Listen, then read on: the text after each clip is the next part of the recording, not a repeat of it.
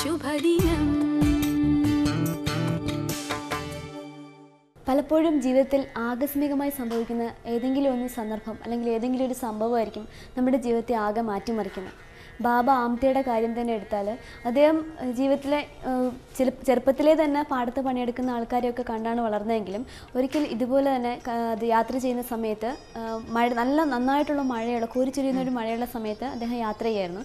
അപ്പോൾ റോഡിൻ്റെ വക്കത്ത് റോഡിൽ നിന്ന് താഴേക്ക് ചരികിലേക്ക് ഇറങ്ങി പോകുന്ന ഒരു വഴിയിൽ ഒരാളിരുന്ന് ഇങ്ങനെ മഴ നനഞ്ഞിരിക്കുകയാണ്. അപ്പോൾ ആരും ഒത്തിരി പേര് അങ്ങോട്ടും ഇങ്ങോട്ടും നടന്നു പോകുന്നുണ്ട്. ആരും അയാളുടെ കരച്ചിൽ കേൾക്കുകയോ ഒന്ന് അയാളെ രക്ഷിക്കാൻ വേണ്ടി മുന്നോട്ട് വരികയോ ചെയ്യുന്നില്ല. അപ്പോൾ ബാബ ആമത്തെ സൂക്ഷിച്ച് നോക്കിയപ്പോൾ അയാളുടെ കൈയെല്ലാം ഇങ്ങനെ കുഷ്ഠരോഗം ബാധിച്ചിട്ട് മുഴുവനും ഇങ്ങനെ ഒരു കയ്യിലെ വിരൽ കംപ്ലീറ്റ് പോയി, ഒന്നിങ്ങനെ ഭയങ്കരമായി വ്രണം ഇങ്ങനെ ഇരിക്കുകയാണ്. അപ്പോൾ അതിലൂടെ ചോര ഇങ്ങനെ ഒലിക്കുന്നുണ്ട്. അയാൾക്കൊന്ന് എണീക്കാൻ പോലും പറ്റുന്നില്ല. ഭയങ്കരമായ മഴയും ഇയാളത് മുഴുവനും നനയുന്നുണ്ട്. അപ്പോൾ ആദ്യം അദ്ദേഹത്തെ ഒന്ന് കടന്നു പോയി, എന്നിട്ട് ഒന്ന് ചെന്ന് എടുക്കാനോ അല്ലെങ്കിൽ ഒന്ന് പിടിക്കാനോ ഒന്ന് അറച്ചു. അടുത്ത നിമിഷം ബാബ ആമത്തെ ആലോചിച്ചത് എന്താണെന്ന് വെച്ചാൽ, ഗാന്ധിജി കുഷ്ഠരോഗികളെ ഇങ്ങനെ നോക്കിയല്ല, അദ്ദേഹം പരിചരിക്കുക, അവരോടൊപ്പം നിൽക്കുകയൊക്കെ ചെയ്തു. എന്നിട്ട് അദ്ദേഹത്തിന് അത് ഒന്നും വന്നതുമില്ല. എന്നിട്ട് അദ്ദേഹം പറഞ്ഞു തന്നെ എന്താണെന്ന് വെച്ചാൽ, നമുക്ക് കഴിയുന്ന ഒരു സഹായം മറ്റുള്ളവർക്ക് ചെയ്യുക, അല്ലെങ്കിൽ മറ്റുള്ളവരുടെ വേദനയിൽ നമ്മൾ അവരോടൊപ്പം നിൽക്കുക എന്നുള്ളതാണ്. അപ്പോൾ അത് മനസ്സിൽ ഓർത്തു കഴിഞ്ഞിട്ട് ബാബ അദ്ദേഹത്തെ അവിടെ നിന്ന് കൂട്ടിക്കൊണ്ട് വരികയും അടുത്തൊരു മഴയില്ലാത്തൊരു സ്ഥലത്തേക്ക് പിടിച്ചിരുത്തി അദ്ദേഹത്തിന് ചായ വാങ്ങിക്കൊടുക്കുകയൊക്കെ ചെയ്തു. അത് കഴിഞ്ഞതിന് ശേഷമാണ് അദ്ദേഹം ഒരു വലിയ ഇൻസ്റ്റിറ്റ്യൂഷൻ പോലെ തുടങ്ങി. അദ്ദേഹത്തിൻ്റെ മക്കളെല്ലാം ഇപ്പോൾ അവിടെ തന്നെയാണ് വർക്ക് ചെയ്യുന്നത്. അപ്പം ജീവിതത്തിൽ ആകസ്മികമായി സംഭവിക്കുന്ന ഒരു സന്ദർഭം അല്ലെങ്കിൽ ആ ഒരു കാഴ്ച, എന്തെങ്കിലും ഒരു സംഭവമായിരിക്കും നമ്മുടെ ജീവിതത്തിൽ ഒരുപക്ഷെ ഒരിക്കലും വിചാരിക്കാത്ത സ്ഥലത്തേക്ക് നമ്മളെ കൂട്ടിക്കൊണ്ട് പോകുന്നത്. ആമതയുടെ ജീവിതം അതുകൊണ്ട് തന്നെ ഇപ്പം നോബൽ സമ്മാനമൊക്കെ വാങ്ങി സമാധാനത്തിനുള്ള നോബൽ സമ്മാനമൊക്കെ അദ്ദേഹത്തിന് കിട്ടിയപ്പോഴും അദ്ദേഹം ആ ലളിത ജീവിതത്തിൽ നിന്നുകൊണ്ട് തന്നെ പറഞ്ഞൊരു സന്ദർഭം ഇതാണ്: അപ്പോൾ നമുക്ക് മറ്റുള്ളവരെ സഹായിക്കാൻ കിട്ടുന്ന അല്ലെങ്കിൽ കിട്ടുന്ന ഒരു അവസരവും നമ്മൾ പാഴാക്കാൻ പാടില്ല. ഇതുപോലെയാണ് നമ്മൾ ഓരോ വ്യക്തികളെ കണ്ടുമുട്ടുകയും അവരുടെ അനുഭവങ്ങൾ നമ്മളോടൊപ്പം പങ്കുവയ്ക്കുമ്പോഴും കിട്ടുന്ന ഒരു സന്തോഷം എന്ന് പറയുന്നത്. നമ്മുടെ ജീവിതത്തിൽ അത് ഒരുപാട് നമുക്ക് പ്രയോജനപ്പെടുത്താൻ സാധിക്കും. കാരണം നമ്മുടെ ഇങ്ങനെയുള്ള മഹത് വ്യക്തികളുടെ ഓരോ വചനങ്ങൾ നാം കേൾക്കുന്നുണ്ട്. അല്ലെങ്കിൽ ഇപ്പോൾ ഇൻ്റർവ്യൂസൊക്കെ ധാരാളം, ഇപ്പോൾ എല്ലാ ചാനലുകളും ഇൻ്റർവ്യൂസ് ധാരാളമുണ്ട്. അപ്പോൾ ഇത്തരം മഹത് വ്യക്തികളെ കുറിച്ച് കൂടുതൽ അറിയാം. ഇപ്പോൾ നമുക്ക് ചിലപ്പോൾ നമ്മൾ കടന്നു പോകുമ്പോഴായിരിക്കും ഇങ്ങനെയുള്ള ഇൻ്റർവ്യൂസൊക്കെ കാണുമ്പോഴത്തേക്കും ചിലപ്പോൾ നമ്മളത് നിസ്സാരമായിട്ട് തള്ളിക്കളഞ്ഞു പോയി. പക്ഷേ ചിലരുടെ വാക്കുകൾ നമ്മെ അവിടെ പിടിച്ചിരുത്തും. പലരുടെ പ്രസംഗങ്ങളുടെ ഒരു കാര്യം അങ്ങനെയാണ്. കാരണം നമ്മൾ അറിയാതെ തന്നെ പിടിച്ചിരുത്താനുള്ള കഴിവ് ചിലരുടെ പ്രസംഗത്തിനുണ്ട്. അതുപോലെ തന്നെ ചില ഇൻ്റർവ്യൂസ് നമുക്ക് കാണുമ്പോൾ തന്നെ നമുക്ക് അവിടെ ഇരുന്ന് അത് കാണാനുള്ളൊരു തോന്നൽ നമ്മുടെ മനസ്സിലുണ്ടാകും. ഇപ്പോൾ ഇൻ്റർവ്യൂസൊക്കെ കാണുക വഴി അല്ലെങ്കിൽ അവരെ അടുത്തറിയുക വഴി നമുക്ക് കൂടുതൽ കാര്യങ്ങൾ, അതായത് അവരുടെ ജീവിതത്തിലുണ്ടായ മാറ്റങ്ങൾ, അവർ ഏതൊക്കെ രീതിയിലാണ് അവർ ഇന്ന് കാണുന്ന നിലയിൽ എത്തിച്ചേർന്നത്, അവരുടെ ഓരോ കാര്യങ്ങളും നമുക്ക് കൂടുതൽ അറിയാൻ സാധിക്കും. അപ്പോൾ ഇങ്ങനെയുള്ള മഹത് വ്യക്തികളുടെ പ്രഭാതങ്ങൾ എങ്ങനെയായിരിക്കും എന്ന് അറിയാനും നമുക്ക് ഏവർക്കും ആകാംക്ഷ ഉണ്ടാകും. അത്തരത്തിലൊരു വ്യക്തിയുടെ പ്രഭാത ഓർമ്മകളിലേക്ക് നമുക്കും കടന്നു ചെല്ലാം. പ്രഭാതമേ നമ്മൾ തമ്മിൽ.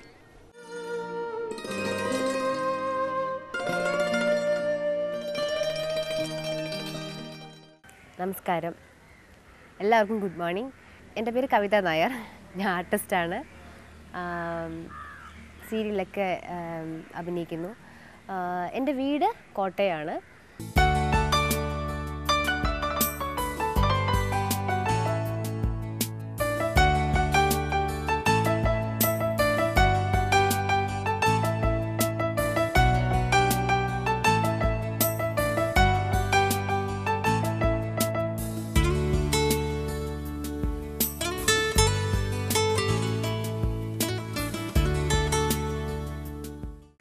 ഒരുമാതിരിയൊന്നും ഞാൻ ഓർക്കുന്നില്ല പ്രഭാതങ്ങൾ. കുട്ടിക്കാലത്തെ പ്രഭാതത്തെ നമുക്ക് വലിയ പിടുത്തുണ്ടാവില്ല. കാരണം അന്നത് എൻജോയ് ചെയ്ത് അതങ്ങ് പോയല്ലോ.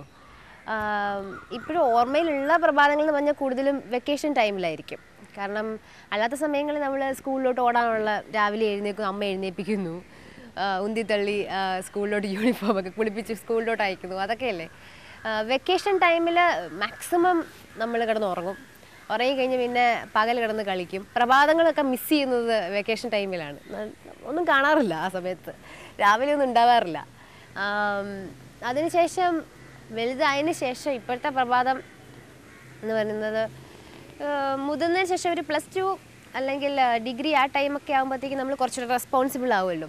രാവിലെ എഴുന്നേൽക്കണം, പഠിക്കണം, ഹോംവർക്ക് ചെയ്യണം, അങ്ങനെയുള്ള കാര്യങ്ങൾ. പിന്നെ കുറച്ചുകൂടെ മുതിർന്ന് കഴിയുമ്പോഴത്തേക്കും വീട്ടിൽ അമ്മയെ സഹായിക്കുമെങ്കിൽ, ഞാൻ വലുതായിട്ട് ചെയ്യാറില്ല, അമ്മ എന്തെങ്കിലും സഹായത്തിന് വിളിച്ച് അങ്ങോട്ട് പോവും. അപ്പോൾ ഒരു 5 മണിക്ക് എഴുന്നേറ്റ് ബാക്കി കാര്യങ്ങൾ ചെയ്യുക എന്നുള്ളതാണ്. എന്നാലും ഇപ്പം എനിക്ക് മാക്സിമം ടൈം കിട്ടിയ എന്തെങ്കിലും ചാൻസ് ഉണ്ടെങ്കിൽ ഞാൻ മാക്സിമം കിടന്നുറങ്ങും. അതാണ് എനിക്ക് ഏറ്റവും വലിയ ഇഷ്ടമുള്ള പരിപാടിയാണ്. ഉറക്കം എന്നുള്ളത്.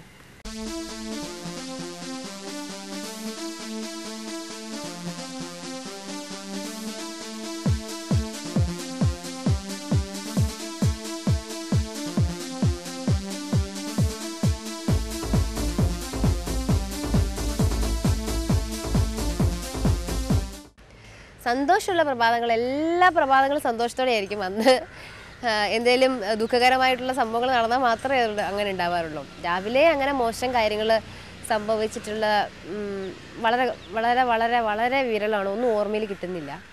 ദുഃഖമുള്ള പ്രഭാതം എന്ന് പറഞ്ഞാൽ എക്സാമിനേഷനുള്ള ദിവസങ്ങളെല്ലാം എനിക്ക് ദുഃഖമുള്ള പ്രഭാതങ്ങളാണ്. അന്ന് എനിക്ക് എക്സാമിനേഷൻ ഉണ്ടെങ്കിൽ അന്ന് ആകെപ്പാടെ, കാരണം ഉറങ്ങിയിട്ടുണ്ടാവില്ല അന്നത്തെ എങ്ങനെയായിരിക്കും എക്സാമിനേഷൻ, ഫെയിലാവോ പാസ്സാവോ അതൊക്കെ ആയിരിക്കും. ഇപ്പോൾ MBA ചെയ്തു, MBA ചെയ്യുമ്പം നല്ല ടെൻഷനുണ്ട്. കാരണം ക്ലാസ്സിൽ പോകണേ ഇല്ല, അറ്റൻഡ് ചെയ്യണേ ഇല്ല, മാക്സിമം നമ്മൾ തന്നെ പഠിച്ച് ചെയ്യുകയാണ് ചെയ്യുന്നത്.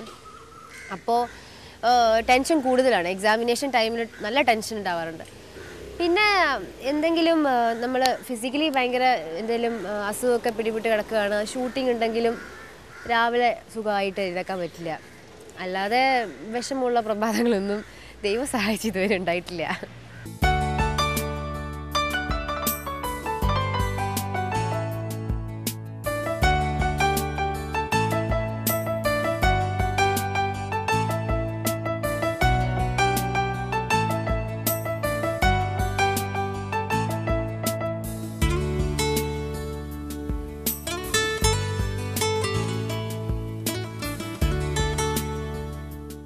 ശുഭദിനം.